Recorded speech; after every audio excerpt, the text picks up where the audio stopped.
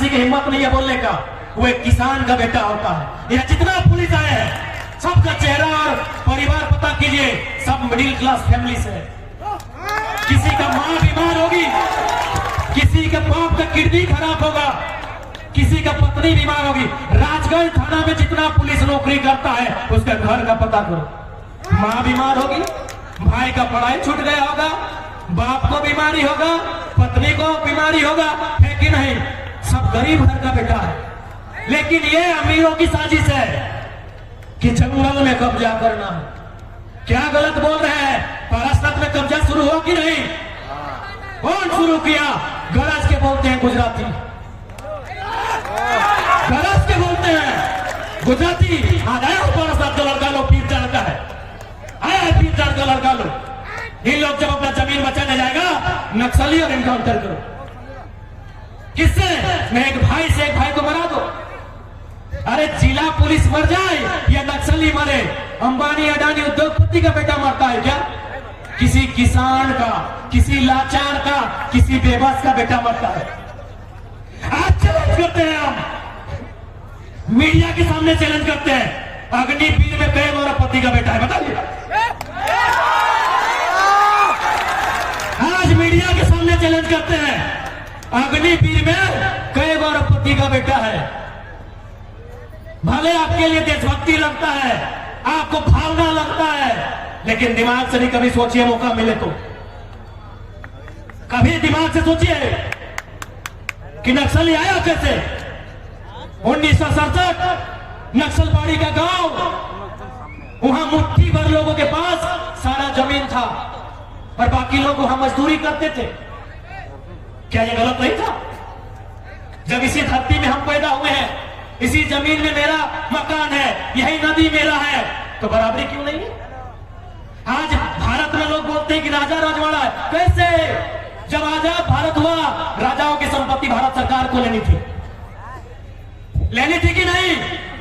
राजाओं की सारी संपत्ति भारत सरकार को लेनी थी और जरूरत के हिसाब से वितरण करना चाहिए था, क्योंकि कोई भी जमीन का टुकड़ा राजा की रानी नहीं बनाई है। किसान की पत्नी अपना साड़ी को यहां तक समेट के धान रोप के बनाई है। मैं चुनौती देता हूं, भारत के इतिहास को चुनौती देता हूं। दिखाइए हमको एक भी जमीन का टुकड़ा जिसमें राजा की रानी ने धान रोपा हो। फिर वो जमीन उसकी कैसे थी? वो सल्तनत उसका कैसे थी? राजा की रानी जब भी दिखी है सोने की हार में दिखी है, राजा की रानी जब भी दिखी है हाथ में तलवार में दिखी है या सोने की हार में दिखी है। किसान की पत्नी खेत में दिखी है, किसान की पत्नी खेत में दिखी है। मैं चुनौती देता हूं राजतंत्र को, मैं चुनौती देता हूं भारत के इतिहास को। राजा का देश है, राजा का देश है, राजा का देश है। कौन राजा पहाड़ काट के खेत बनाया है? कौन राजा की रानी धान लगाई है? पहाड़ काट के हमारा पूर्वज बनाया है। ये केवल ब्रेन वॉश है, कोई राजा नहीं। हाँ, उसके पास तलवार था, वो गर्दन में रख के डरा के शासन किया।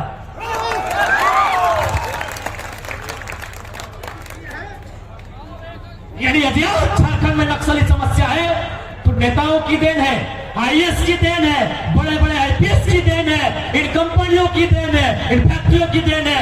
मैं विश्वास के साथ कहता हूं कि जिस दिन अगर हम लोग पहुंच गए विधानसभा या लोकसभा, जिनको आप नक्सली बोलते हैं ना, जिनके हाथ में बंदूक है ना, उनके हाथ में हम लोग हाल और कुदाल थमाएंगे, ये हम विश्वास दिलाते हैं। पूछिए मीडिया वाले, किसी नक्सली को बोलिए ना कि कम से कम चेहरा ढक के इंटरव्यू दे। क्यों बने हो भाई? क्यों खून खराबा करते हो? क्यों गलत काम करते हो? हाँ, मानते हैं नक्सली असंवैधानिक है, नक्सली लोग अपराधी है, मानते हैं।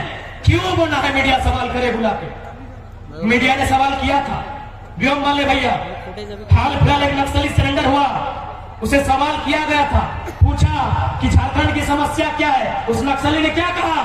जमीन का विवाद झारखंड की सबसे बड़ी समस्या। आप जमीन लूट रहे हो, आप पहाड़ लूट रहे हो। हाँ, गुजरातियों ने बालासर पहाड़ लूट लिया, छाती ठोक के कहते हैं, जिसको जो उखाड़ रहा है उखाड़ लो, उखाड़ कारोबार गुजराती करते पारसनाथ में, अरबों रुपया। और झारखंडी को क्या करता है, वही झाड़ू पोछा दो चार को दे दिया और बोलता है एजुकेशन में काम किए, रोजगार में काम किए, शिक्षा में काम किए। कई को कलेक्टर बना मधुबन में, झारखंडी शिक्षा में काम किए ना भाई, कई को वीडियो बना। ये गंभीर समस्या किसी का हैसियत नहीं है कि सदन में उठा पाएगा। हम खुले मंच में कहते हैं, मेरा मैक्सिमम साथी लोग सीआरपीएफ बना है, मेरा मैक्सिमम दोस्त लोग अभी इंडियन आर्मी अग्निवीर में जा रहा है, लेकिन लड़ेगा किससे? अगर बॉर्डर में तो ठीक है, वतन से लड़ता है, अंदर किससे लड़ेगा? उसी से लड़ेगा जिसका जमीन है। आज वह किसान है, कल वही नक्सली कहलाएगा, कल वही नक्सली कहलाएगा। जमीन नहीं दोगे, नक्सली के नाम पे इनकाउंटर होगा। किसी भी, मैं कहूंगा मीडियाओं से, आप किसी का भी इंटरव्यू लीजिए, पारसनाथ फेमस है, मैं वहां के कारण बताता हूं। 1985 की घटना है, वहां के सेठ महाजनों ने लगभग 600 एकड़ जमीन आदिवासियों का ग्रहण किया था, कब्जा किया था। 2002 में हिंदुस्तान के पेपर में छपा था कि जो काम सरकार को करना था वो नक्सलियों ने किया। बताइए किसान किसकी हो गए? सारा जमीन कहीं भजवा बन गए लगे रे, यहाँ तो टाइगर गरमा है।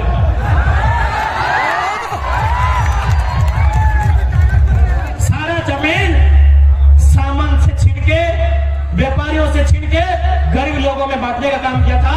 ये हिंदुस्तान के पेपर में शायद 2002 में। जितने मैं दावे के साथ कहता हूं, राजगढ़ थाना में थाना प्रभारी से लेके हवलदार जमादार जितने हैं, जाइए उनके फैमिली को देखिए, सब किसी किसान का मिडिल क्लास का बेटा होगा। किसी की मां ने अपना झुमका, अपना कंगन गिरवी रख के पढ़ाया होगा, किसी के बाप ने अपना फसल बाजार में बेच के पढ़ाया होगा। राजगढ़ थाना में जितने भी अधिकारी हैं, अब जाइए पता कीजिए कि खेला कहां होता है। पता है ये खेला सारा दिल्ली में होता है, क्योंकि दिल्ली में जो नेता जाता है कैसे जाता है? चन्ना से जाता है, चन्ना से जाता है ना, नेता चन्ना से जाता है। चंदा कौन देते हैं? कंपनी। चंदा आपने पढ़ा होगा, वेदांता ने कितना दिया, आदित्य बिरला ग्रुप ने कितना दिया। अडानी अंबानी की चर्चा मत कीजिए, उस पर आप नहीं कर सकते, मोदी सरकार का हुक्म है। चंदा किसने दिया? वेदांता ने।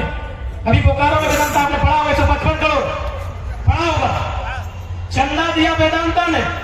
वेदांता को क्या चाहिए? जमीन चाहिए मेरे दोस्त। सियार जोरी का लड़का लगाया है, पूछिए सियार जोरी का लड़का, चंदवा का लड़का, मोदी डी का लड़का लगाया है।